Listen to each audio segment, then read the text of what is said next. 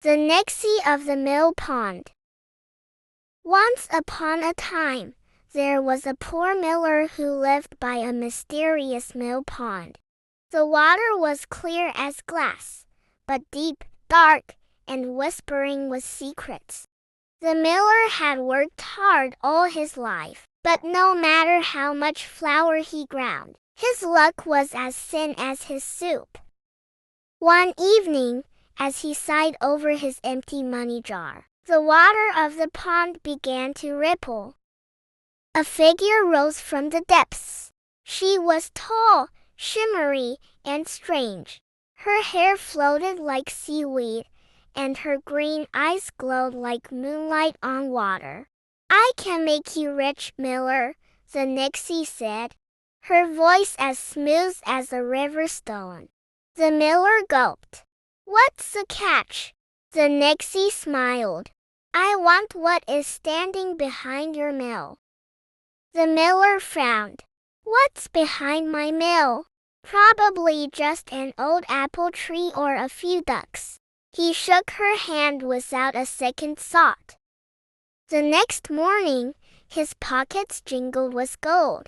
The mill was booming, his flour the finest in the land. But then, he ran behind the mill, and his heart stopped. His son, his only son, had been playing there the night before. The miller's knees went weak. He had promised his own child to the Nixie. The bargain looms. Years passed, and the miller's son grew into a strong, kind-hearted young man. He had no idea about the dark bargain his father had made. One day, as he walked by the mill pond, the water suddenly surged up. The Nixie appeared, grinning. "Time to keep the deal, miller's son." Before he could run, she grabbed him and pulled him into the pond. Trapped in the underwater world, the miller's son tumbled down, down, down into a glittering underwater world. Strange fish with glowing eyes swam past.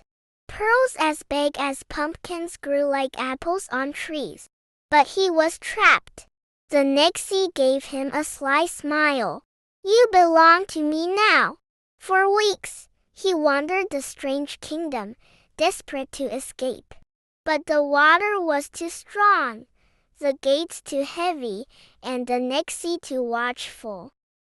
Back in the real world, his wife, a clever and determined woman, never gave up hope. The clever wife's plan.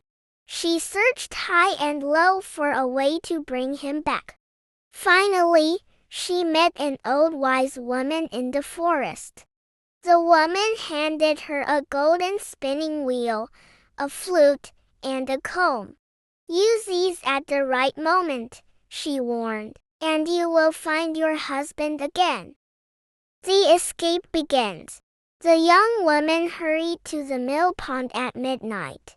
The moonlight turned the water silver and still. She spun the golden wheel. The Nixie's head poked out of the water. "What a beautiful thing! Give it to me. Only if you let my husband come up for air," she bargained. The Nixie agreed. For a few brief moments, the miller's son broke through the surface and gasped for breath. But then he was pulled back down. The next night, she played the magic flute. The Nixie rose higher, enchanted by the sound. "Give it to me," she demanded. "Only if my husband may come up again," the woman said. Once more, the miller's son broke the surface, but the Nixie dragged him under again. The final night, the woman took out the golden comb and threw it into the water. It shimmered like the sun.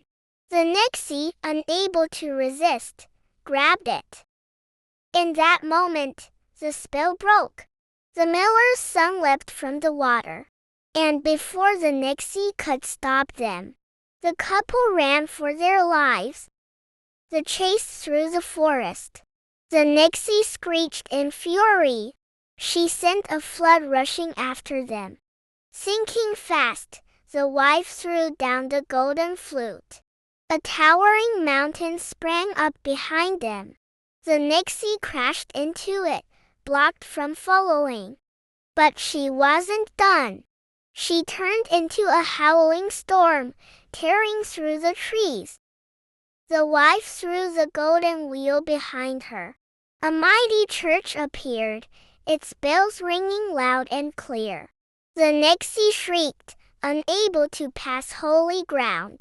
With one final wail, she vanished into mist. The miller's son and his wife held each other tight. They were free, and from that day on, the mill pond remained still and silent. The Nixie was never seen again. Thank you for reading the story with me.